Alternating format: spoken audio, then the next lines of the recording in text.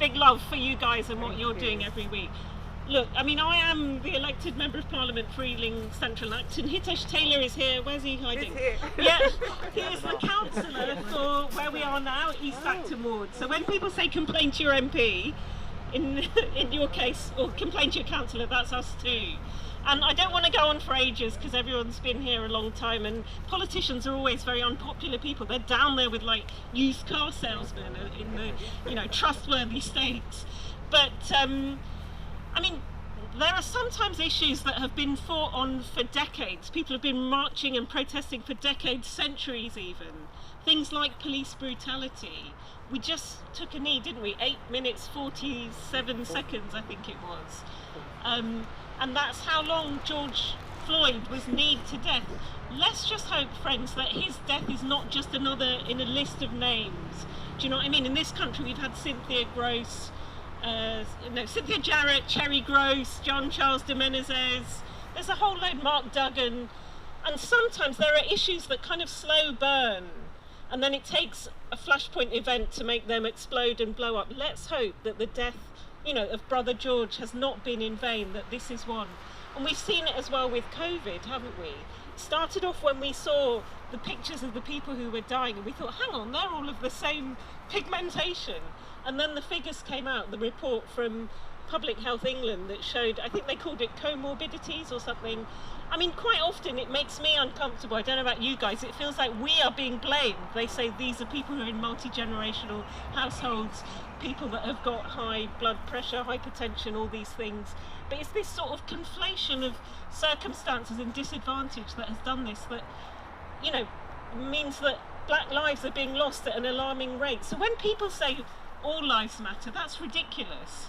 Black lives matter, because if you said all lives matter, that's like going to Great Ormond Street Hospital and saying, well, adults die too, because it's black people that are losing their lives at such a disproportionate rate. That is why we have to carry on this struggle and this fight, because black lives do matter, and we've got to sort of reverse all these historic injustices of this appalling death toll that we have in this country. And look, I brought my son here. He doesn't usually like to be seen anywhere dead with me. I dragged him out today. And, that next generation, they need to be taught the stuff we heard from Balvinda, the history lessons that we've had today from Ghana as well. It's enlightening. Kids are not taught that in schools. It's all a very whitewashed version of history. You said that Wilberforce, they imprint that name. There are alternative histories of struggles that have gone on for hundreds and hundreds of years, and people need to be alive to that. And the toppling of the statue of Edward Colston, I've never heard of the guy, but that has probably put, the transatlantic slave trade, the death ships that you talked about, the Black Star liners, to the front of people's consciousness like nothing ever before.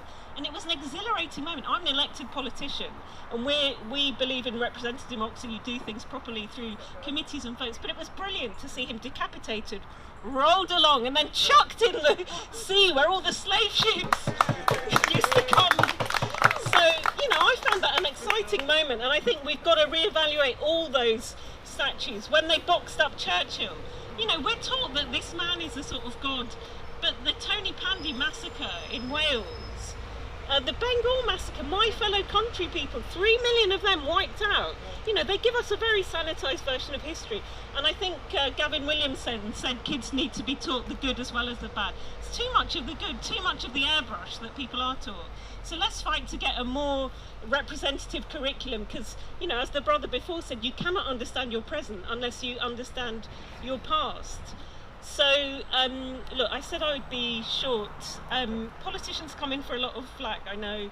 But look, we are trying Hitesh as well on the council. I think the council is doing a review next month of all the dodgily named streets and statues. So if you've got anything, feed into there. I think there's a street in Southall, Havelock, named after a big slaver. I mean, why are we venerating and celebrating people like that? Literally with blood on their hands or whatever. So, just want to echo everything that's been said.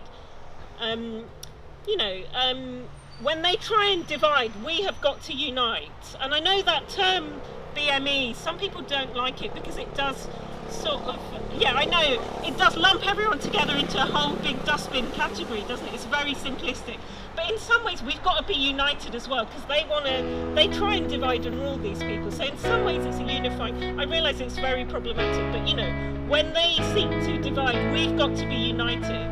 When they try and sow the seeds of hate, we've got to respond with love. Do you know what I mean? So I'm going to end there. Hopefully, a change is going to come, because a change